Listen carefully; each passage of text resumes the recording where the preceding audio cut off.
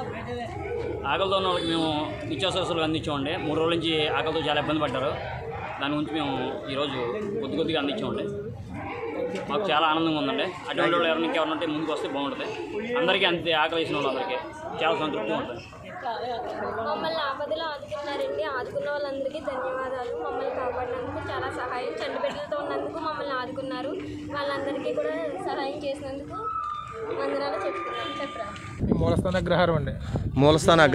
మూలస్థాన అగ్రహారం నుంచి వచ్చారండి మన వాళ్ళు, మన మిత్రులు. వీళ్ళందరికీ కూడా మంచి బిర్యానీ అందించాలనేది వాళ్ళ యొక్క టార్గెట్ తీసుకుని వచ్చారు.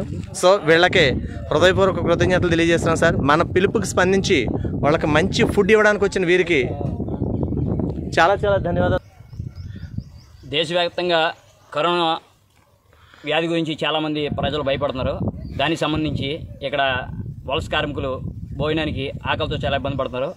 ఆలమూరు మండలం మూలస్థాన అగ్రహారం నుంచి మేము వాళ్ళకి ఒక 150 మందికి భోజనం ఏర్పాటు చేసామండి.